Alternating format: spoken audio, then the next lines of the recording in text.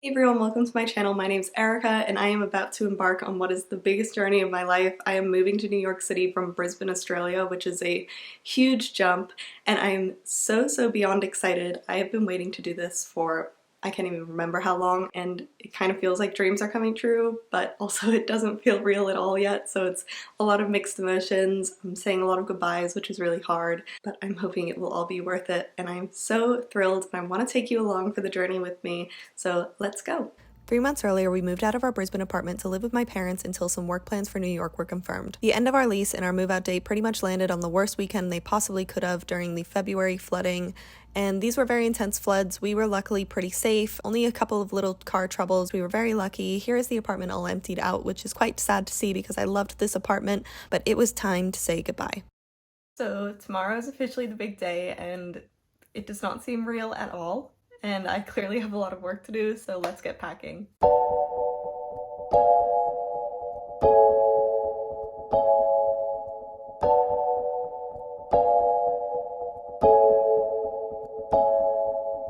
After some teary goodbyes, we finally took off and we were on our way to our first stop, which was Doha. This flight was 14.5 hours, but I managed to get a decent amount of sleep on this flight. My nose was drying out pretty quick, so I just double masked it up to keep in the humidity, but we were there before we knew it, and this airport was like going into the future. It was so cool. There were so many high-end stores, but we did not have a very long layover. It was only about an hour and a half, so we didn't get to explore as much as we would have liked to. On to the next flight. This one was another 14-hour leg from Doha to JFK, and the views over Qatar were absolutely stunning. I noticed that flying over Australia and the States, everything was in more of a square pattern, whereas in Qatar it was all very circular. So if you know why that is, let me know in the comments.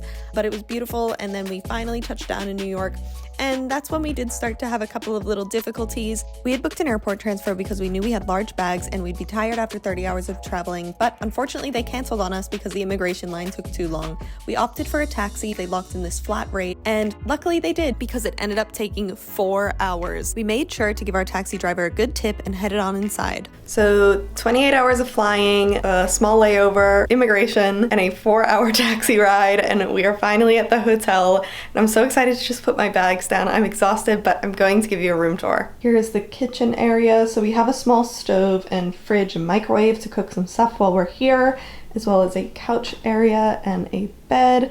And the hotel's super clean, which is pretty much all I ever look for when it comes to hotels, and this one has ticked those boxes, and some storage for us to put all of our stuff away, which is amazing, and yeah, really happy with it. Also the bathroom, a bathroom is pretty simple, but once again, nice and clean, which is exactly what we're after.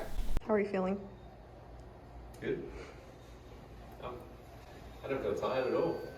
We explored the hotel's facilities like the gym and the laundry just to check what was going on, and once again they were great, so super happy with that. And we finished off the night with some pizza for dinner and then headed off to bed for some well-deserved rest.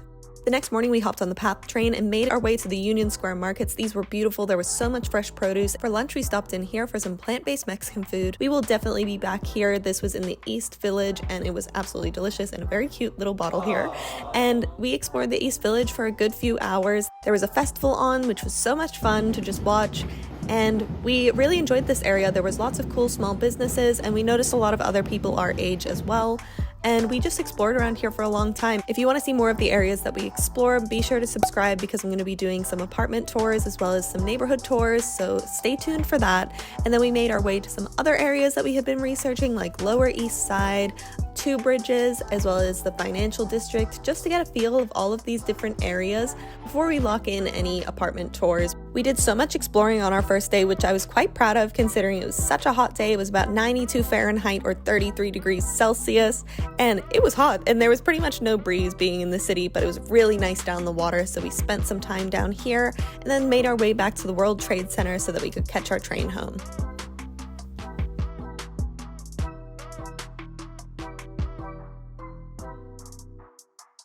So that wraps up our adventure here so far. I'm just so grateful to be here. It's been a dream for a really long time, and it's really great for it to finally all be happening, and yeah, I can't really express how thankful and grateful that I am that I'm finally here. I'm gonna be posting so much New York content as well as fashion content still, and I hope that you all join me for that. So if you liked this video, please like, comment, and subscribe, and I hope to see you in the next one. Bye!